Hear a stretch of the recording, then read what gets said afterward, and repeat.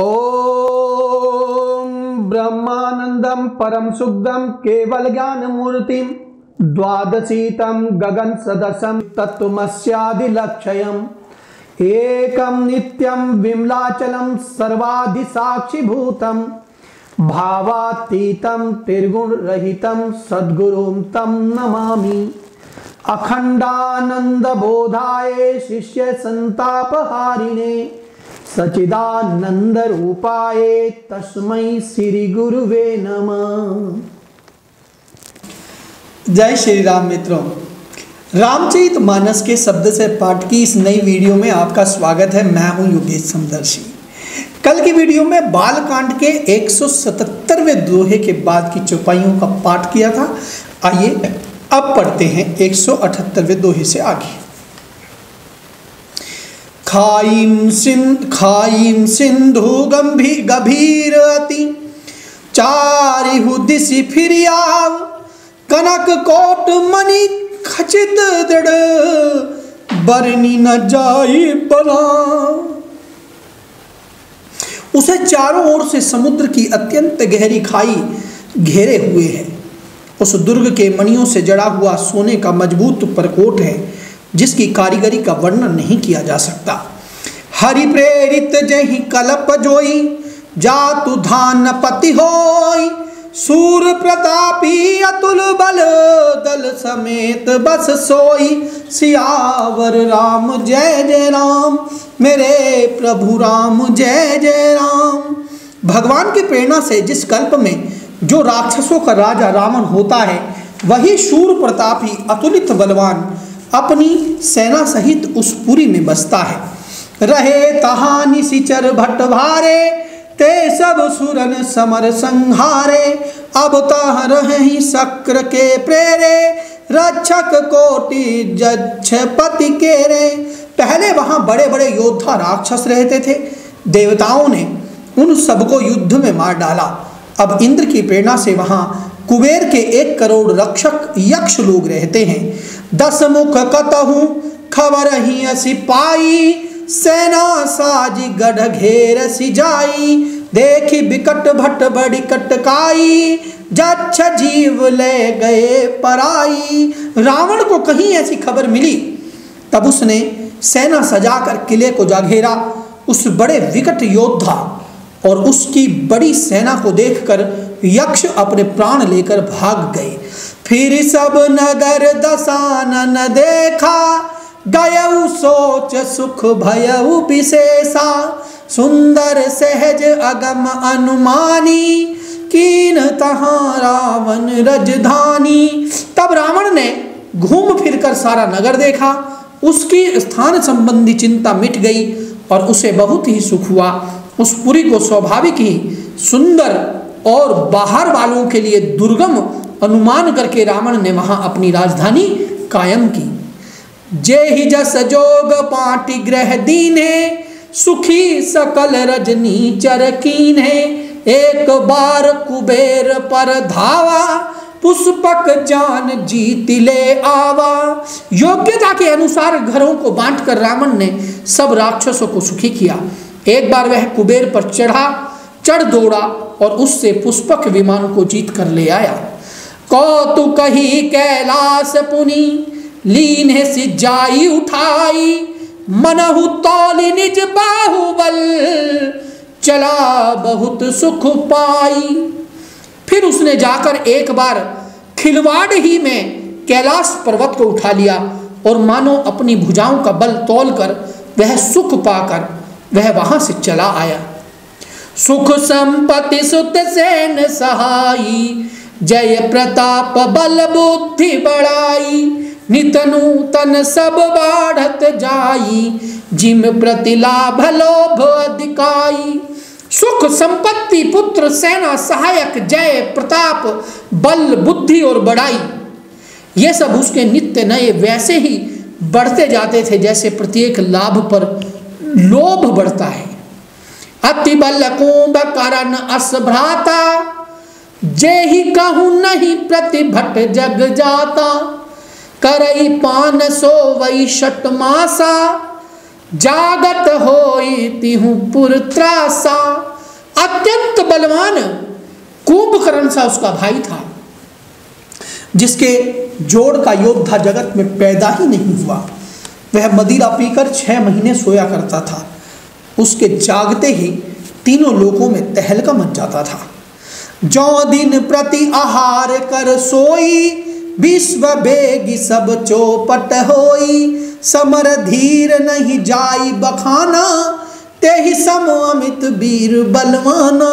यदि वह प्रतिदिन भोजन करता तब तो संपूर्ण विश्व शीघ्र ही चौपट खाली हो जाता। रणधीर ऐसा था कि जिसका वर्णन नहीं किया जा सकता। लंका में उसके ऐसे असंख्य बलवान वीर थे। बारिद नाद जेठ सुततासु, भटमहु प्रथम लीक जग जासु। जेहि न होई रन सन्मुख कोई, सुरपुर नितहि परावन होई। मेघनाद रावण का बड़ा लड़का था, जिसका जगत के योद्धाओं में पहला नंबर था। रण में कोई भी उसका सामना नहीं कर सकता था। स्वर्ग में तो उसके भय से नित्य भगदड़ मची रहती थी। कुमुख अकंपन कुल सरद, धूम केतु अतिकाय। एक एक जग जीत सक, ऐसे सुभट निकाय। सियावर राम जय जय राम। इनके अतिरिक्त दुर्मुख, अकंपन, वज्रदंत, धूमकेतु और अतिकाय आदि ऐसे अनेक योद्धा थे जो अकेले ही सारे जगत को जीत सकते थे। काम रूप जानहि सब माया, सपने हु जिनके धर्म न दाया। 10 मुख बैठ सभा एक बारा, देखी अमित आपन परिवारा। सभी राक्षस मनमाना रूप बना सकते थे और आसुरी माया जानते थे। उनके दया धर्म स्वप्न में भी नहीं था। एक बार सभा में बैठे हुए रावण ने अपने अगणित परिवार वाले लोगों को देखा। सुत समूह जन परिजन नाती, गने को पार निशाचर जाति।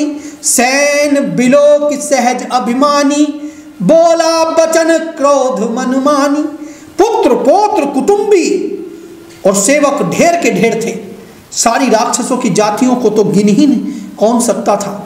अपनी सेना को देखकर स्वभाव से ही अभिमानी रावण क्रोध और गर्व से सनी हुई वाणी में बोला, सुनहु सकल रजनी चरजू था। हमरे बैरी विबुध बरू था।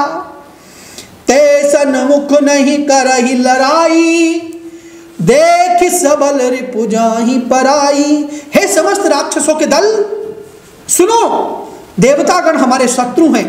वे सामने आकर युद्ध नहीं करते, बलवान शत्रु को देखकर भाग जाते हैं। तेन कर मरण एक विधि होई, कहु बुझाई सुनहु सब कोई। द्विज भोजन मख भोम सराधा, सबके जाई करहु तुम बाधा। उनका मरण एक ही उपाय से हो सकता है, मैं समझा कर कहता हूं, अब उसे सुनो। उनके बल को बढ़ाने वाले देवताओं का बल बढ़ता है किससे? ब्राह्मण भोजन से। जो ब्राह्मण को भोजन करते हैं उससे देवताओं का बल बढ़ता है। यज्ञ से देवताओं का बल बढ़ता है। हवन से और श्राद्ध करने से देवताओं का बल बढ़ता है।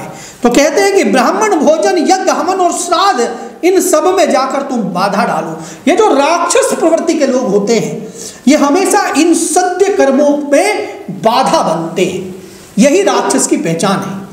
तो क्योंकि रावण ने कहा कि इन देवताओं को यदि आपको परास्त करना है तो इन तक जो भोज द्वारा, जो हवन द्वारा, जो श्राद्ध द्वारा, जो यज्ञ द्वारा जो भाग देवताओं को जाता है उसको बाधा डाल दो। तुम कहीं भी यज्ञ मत होने दो, तुम कहीं भी हवन मत होने दो। क्षुधा छीन बलहीन सुर, सहज ही मिलहि ही आई। तब मारियहु की छाड़ी हूं, भली भांति अपनाई। भूख से दुर्बल और बलहीन होकर ये देवता सहज ही मेरे से आकर मिलेंगे, तब उनको मैं मार डालूंगा, अथवा भली भांति अपने अधीन करके उन्हें पराधीन बनाकर छोड़ दूंगा। मेघनाथ कहु पुनि हंकारा हकरावा। मेघनाथ कहूं पुनि हकरावा, दीनी सुख सिख बलु बयरु बढ़ावा। जय सुर समर धीर बलवाना, जिनके लरिबे कर अभिमाना। फिर फिर उसने मेघनाद को बुलवाया और सिखा पढ़ाकर उसके बल और देवताओं के प्रति बैर भाव को उत्तेजना दी। फिर कहा, हे पुत्र, जो देवता रण में धीर और बलवान हैं और जिन्हें लड़ने का अभिमान है, तिनहि जीति रन आने सुबांधी, उठ सुत पितु अनुशासन कांधी, एहि विधि सब ही आज्ञा दीनी, आपन चले गदा कर लीनी। उन्हें युद्ध में जीत कर बांध लाना। बेटे ने उठकर पिता की आज्ञा को शिरोधार्य किया। इसी तरह उसने सबको आज्ञा दी और आप भी हाथ में गदा लेकर चलने लगा। चलत दसानन डोलत यावन अवनी, गरजत गर्भ सत्रवहि सुर रवनी, रावण आवत सुने सकोहा, देवन तके मेरु गिरि खोहा, दिगपालन के लोक सुहाए, सुने सकल दसानन पाए, पुनि पुनि सिंहनाद करि भारी, देई देवतन गारी पचारी। रावण के चलने से पृथ्वी डगमगाने लगी और उसकी गर्जना से देव रमणियों के गर्भ गिरने लगी। रावण को क्रोध सहित आते हुए सुनकर देवताओं ने सुमेरु पर्वत की गुफा तकी भागकर सुमेरु की गुफाओं में आश्रय लिया। दिक्पालों के सारे सुंदर लोगों को रावण ने सूना पाया। वह बार बार भारी सिंह गर्जना करके देवताओं को ललकार कर गालियां देता रहा।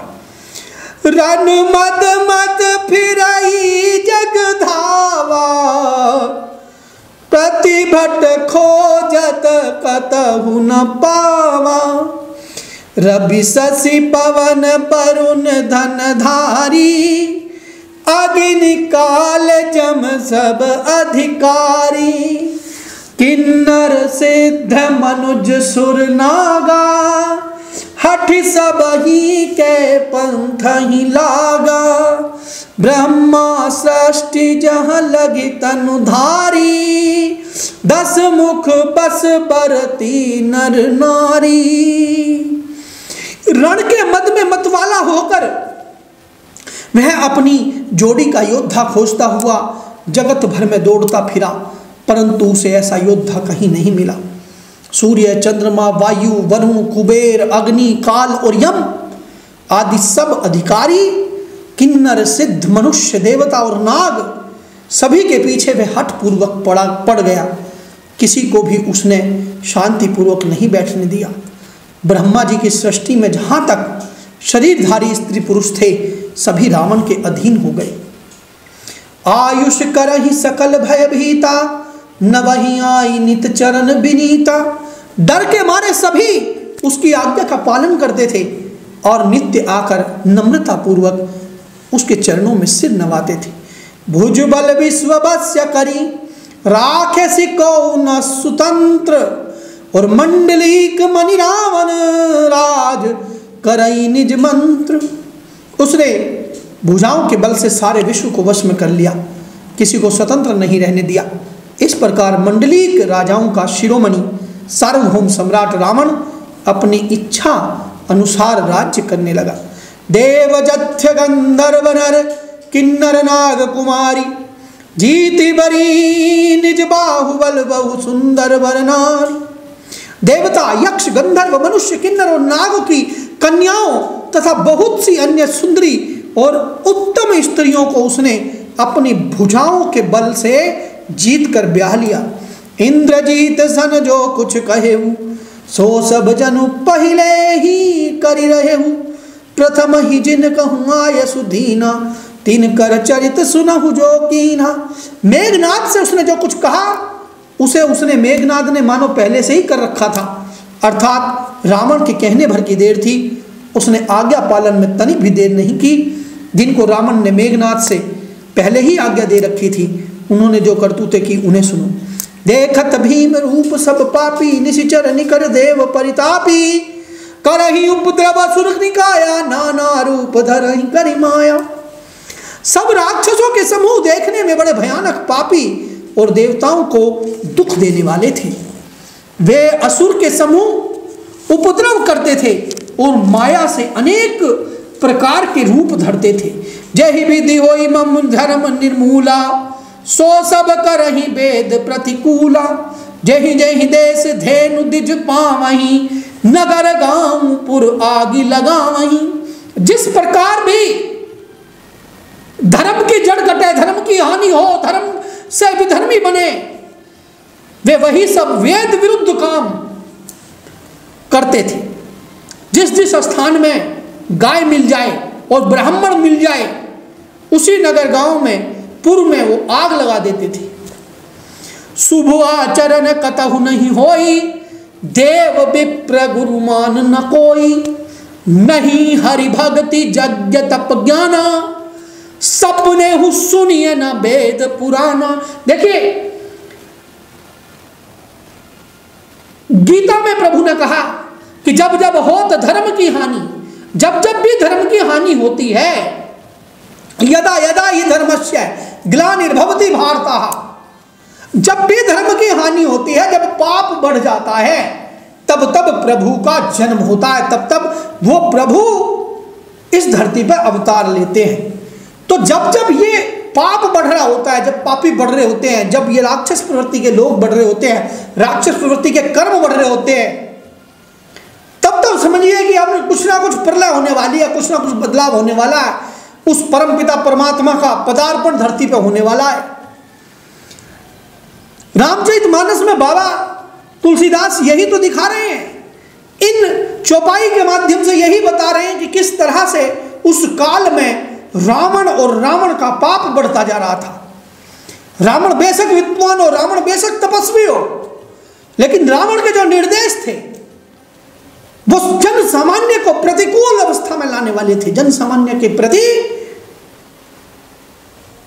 शोषण करने वाले थे, क्रूरता दिखाने वाले थे, अत्याचार करने वाले थे। शुभ आचरण कतहु नहीं होई, यानी रावण के डर से कहीं भी शुभ आचरण नहीं होता था। शुभ आचरण कैसे? देव विप्र गुरु मान न कोई। और जब शुभ आचरण नहीं होता वहां क्या होता है, आप घरों में भी देख लीजिए। जिस घर में बड़े छोटे का मान सम्मान बंद हो जाए, समझ लेना उस घर का काल आ गया। उस घर में कलेश तो सबसे पहले पैदा हो जाएगा, जहां बड़े छोटे की, छोटा भाई बड़े भाई को आंख दिखाए, बेटे बाप को आंख दिखाएं, बाप अपने बाप को आंख दिखाए, बहुएं अपनी सास को आंख दिखाए, सास अपनी सास को आंख दिखाए। जिस घर परिवार में बड़े छोटे का अपमान होता है, जो भी आपसे बड़ा है उसका पद सदैव गुरु का है, ये बात मान लीजिए। जिस व्यक्ति की नजरों में, दृष्टि में, आचरण में, व्यवहार में अपने से बड़ों का मान नहीं है, उसकी विद्या का हनन होता है, उसकी विद्या निरंतर गिरती चली जाती है। और जब विद्या गिरती है तो ज्ञान गिरता है, जब ज्ञान गिरता है तो मान गिरता है, जब मान गिरता है इंसान गिरता है, और जब इंसान गिर गया तो फिर कुछ बचता नहीं। तो यही बात बाबा तुलसीदास यहां चौपाई के माध्यम से कहते हैं कि देव विप्र गुरु मान न कोई, कि उनके डर से कहीं भी शुभ आचरण, ब्राह्मण भोजन, यज्ञ, श्राद्ध आदि नहीं होते थे। देवता का, ब्राह्मण का और गुरु का कोई मानता नहीं था। ना हरि भक्ति यज्ञ तप ज्ञाना, और वहां पे हरि भक्ति भी नहीं होती थी, ना यज्ञ तप और ज्ञान था। सपने हूं सुनिए न वेद पुराना, और वेद और पुराण तो कोई सपनों में भी नहीं सुनता था। वेद पुराण क्या है, शास्त्र क्या है? आज हम इस शास्त्र को पढ़ रहे हैं, आज हम इस रामचरितमानस को पढ़ रहे हैं। आप समझो इसमें क्या क्या बात मिल रही है हमको पढ़ने के लिए। हमें पढ़ने के लिए यही तो मिल रहा है कि भाई जब रावण के पाप बढ़ गए, और पाप कैसे बढ़े, पाप बढ़ने का मतलब क्या होता है, यह भी बहुत आसानी से तुलसीदास जी ने बता दिया कि कहां पाप होता है। जहां पर बड़ों का मान नहीं होता वहां पाप होता है, जहां यज्ञ नहीं होता वहां पाप होता है। यज्ञ माने क्या? न्याय। यज्ञ का मतलब है न्याय। यज्ञ में यानी आहुति दी तो सबका पालन हो रहा वहां। जब आपने घी डाला यज्ञ में, आजकल तो मूर्ख लोग हैं, कहते हैं ये आप तो जो पागल हो गए, यज्ञ में हवन में इतना महंगा घी है, बच्चों को खिलाओ, आप इसे हवन में क्यों डाल रहे हो? अरे उन महामूर्खों से ये पूछो कि आप अपने ही बच्चों को खिला रहे हो, और जो यज्ञ करने वाला व्यक्ति है उसके पास यदि एक पाव घी भी है तो उस एक पाव घी को भी पूरी ब्रह्मांड को बांट के खा रहा है। और आपके द्वारा तो दरिया होगा उसे, अब फायदा नहीं है, फायदा तो उसके पास है जो पाया घी को भी इस पूरे ब्रह्मांड को देना चाहता है। वो आदमी सबका भला चाहता है, सर्व की कामना कर रहा है ना। सर्वे भवन्तु सुखिनः, सर्वे सन्तु निरामया, सर्वे भद्राणि पश्यन्तु, मां कश्चित् दुःख मार्ग भवेत्।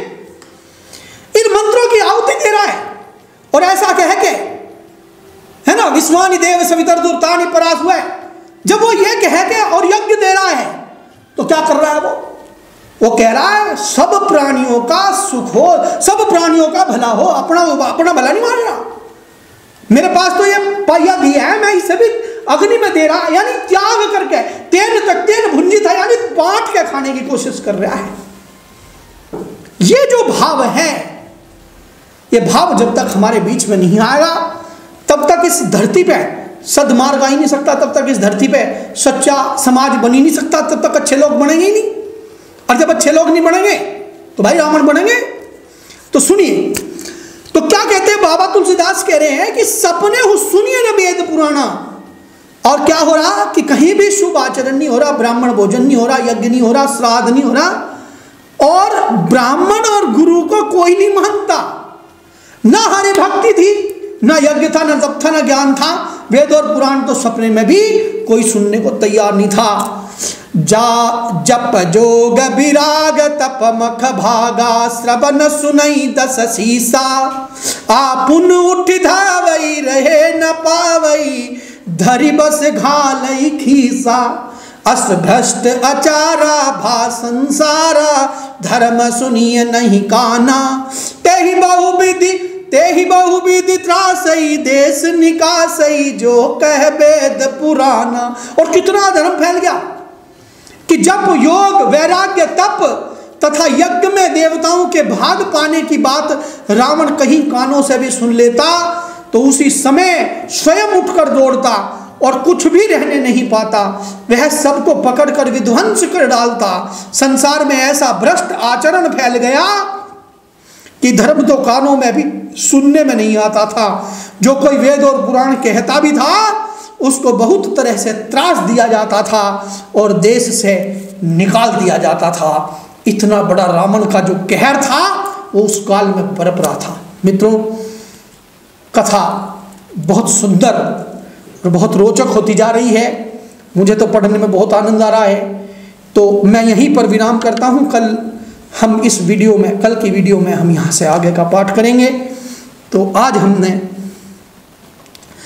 बालकांड की 182वें दोहे के बाद की सभी चौपाई और छंद पढ़े। तो अब लेते हैं हम यहीं विराम।